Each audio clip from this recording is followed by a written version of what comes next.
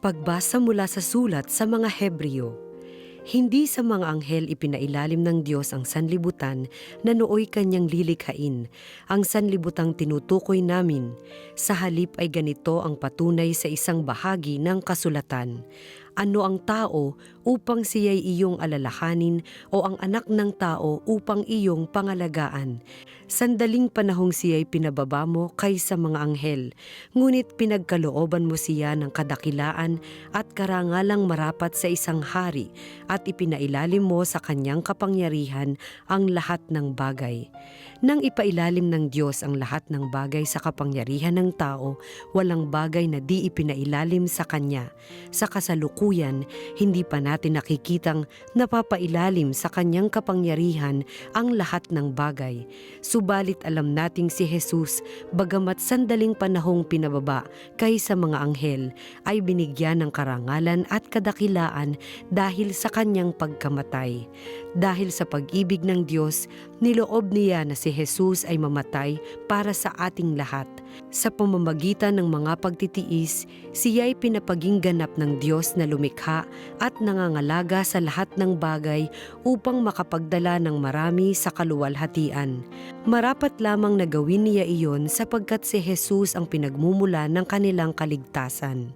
Si Jesus ang nagpapabanal sa kanila at iisa ang Ama ng nagpapabanal at pinapaging banal. Kaya't hindi niya ikinahiyang tawagin silang mga kapatid. Ganito ang kanyang sinabi, "Ipapahayag ko sa aking mga kapatid ang iyong pangalan at aawit ako ng papuri sa iyo sa gitna ng kapulungan." Ang salita ng Diyos. Salamat sa Diyos. Pinamahala sa anak ang ginawa niyang lahat. Ikaw, O Poon, Panginoon namin, laganap sa lupa ang iyong luningning. Ano nga ang tao upang iyong alalahanin, ay ano nga siya na sukat mong kalingain. Pinapamahala sa anak ang ginawa niyang lahat. Nilikha mo siya na halos kapantay ng iyong luningning at kadakilaan. Pinapamahala mo sa buong daigdig sa lahat ng bagay malakit maliit. Pinapamahala sa anak ang ginawa niyang lahat. Mga baka tupa, hayop na mabangis at lahat ng ibong nasa himpapawid at maging sa isda sa lalim ng tubig. Pinapamahala sa anak ang ginawa niyang lahat. Ang mabuting balita ng Panginoon ayon kay San Marcos. Sa lungsod ng Capernaum sa araw ng pamamahinga, si Jesus ay pumasok sa sinagoga at nagturo. Namangha ang mga tao sapagkat nagturo siya sa kanila na parang isang may kapangyarihan at hindi tulad ng mga eskriba. Bigla namang pumasok sa sinagoga ang isang lalaking inaalihan ng masamang espiritu at sumigaw, "Ano ang pakialam mo sa amin, Jesus na taga Nazaret? Naparito ka ba upang puksain kami? Kilala kita, ikaw ang banal mula sa Diyos." Ngunit iniutos ni Jesus sa masamang espiritu, "Tumahimik ka, lumabas ka sa kanya." Pinapangisay ng masamang espiritu ang tao at sumisigaw na lumabas. Nang gilalas ang lahat, kaya't sila'y nagtanungan, "Ano ito? Bagong aral?" Nauutusan niya pati ang masamang espiritu at sinunod naman siya. At mabilis na kumalat sa buong Galilea ang balita tungkol kay Jesus. Ang mabuting balita ng Panginoon. Pinupuri ka namin, Panginoong Hesukristo.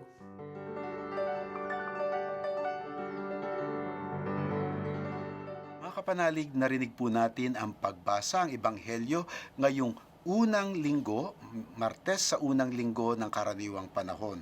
At kaya nga po mapapansin natin na ang kulay ng mga suotin ng mga paris sa mga misa ay napunta na po sa green, sa berde. At ang ebanghelyo natin, nakita natin ang pagsisimula ng trabaho ni Jesus sa sinagoga, na ang kanyang trabaho po ay dalawa. Isa ay ang pagtuturo, at ang pangalawa ay yung mga pagpapagaling o yung mga milagro na pinagkakalob niya sa mga lumalapit sa kanya. At dito po makikita natin na isang araw siya ay nasa Capernaum, sa sinagoga. Yun ay parang barangay hall, hindi yun parang simbahan o templo. Isa lamang ang templo nila during that time. So, doon sa sinagoga kung saan siya nagtuturo, ay dumating din ang isang taong inaalihan ng masamang espiritu. At mapapansin natin dito sa taong inaalihan ng masamang espiritu, ang kanyang sinabi kay Jesus. Sabi niya, "Kilala kita, ikaw ang banal mula sa Diyos." So, buti pa minsan yung mga masamang espiritu, no, nakikilala nila si Jesus. Pero marami sa mga taong nakikita siya, naririnig siya, nahahawakan siya, ngunit hindi nila siya tunay na nakikilala. At dito pagpapatunay lamang ng Ebanghelyo ang katauhan ng ating Panginoon bilang anak ng Diyos, sinugo ng Diyos, at ganun din na siya ay isang tunay na tao. Na dito mga kapatid, makikita natin na ang mga masamang espiritu ay may tunay na takot, yung parang respectful fear of the Lord, no? May takot din sila sa kanya. Kaya nga isang utos lamang, isang salita lamang mula sa Panginoon na umalis ka sa kanya, ay nangisa yung tao at umalis ang masamang espiritu, no? Mas obedient pa ata yung mga masamang espiritu minsan kaysa sa atin. Tayo may sarili tayong free will, kaya nga minsan tayo ay nasusuway sa mga utos ng Diyos. Dito mga kapatid, makikita rin natin muli na sana tayo rin sa ating pamumuhay pang-araw-araw bilang mga Kristiyano Katoliko ay number 1 ang ating pagkilala sa Diyos, ang ating pananampalataya. Ngunit ang pagkilala ay hindi natatapos doon. Ito dapat ay napapakita rin natin sa pagsunod sa kanyang mga patakaran, sa kanyang mga batas para sa atin. At dito, nabigyang kalayaan ni Jesus ang isang taong inaalihan ng masamang demonyo. Hilingin din natin sa Panginoon na tayo man sa ating pang-araw-araw at pangkaraniwang buhay ay maibsan ng mga hindi kanais-nais at hindi magagandang mga impluensya. Maganda po yun na every so often ipagdarasal natin, Lord, alisin niyo po ang mga masasamang espiritu sa aming kapaligiran. Alisin niyo po ang mga bad influences, mga evil influences mula sa aming isipan, mula sa aming damdamin. Parang ine-exorcise din natin in the powerful name of Jesus, na tayo ay iwanan ng mga hindi magagandang impluensya sa ating buhay.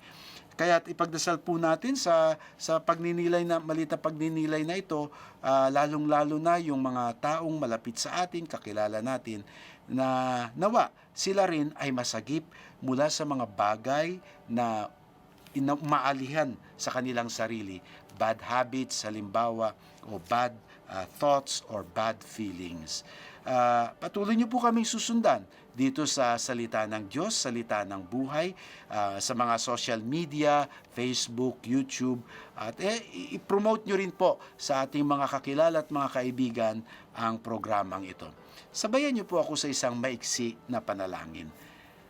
Panginoon, kami po'y nagpapasalamat sa iyo at ginagawa niyo pong matiwasay ang aming mga sitwasyon. Nawa po sa ebanghelyong aming narinig ay manumbalik ang aming pananampalataya sa iyo, ang aming pagkilala sa iyo, at maging malakas ang aming pananampalataya. Nawa Panginoon ay alisin mo sa amin mga sarili at sa aming kapaligiran ang hindi karapat-dapat, ang mga nagmumula sa aming kaaway, sa mga demonyo, at nawa ay maging matiwasay ang aming kapaligiran.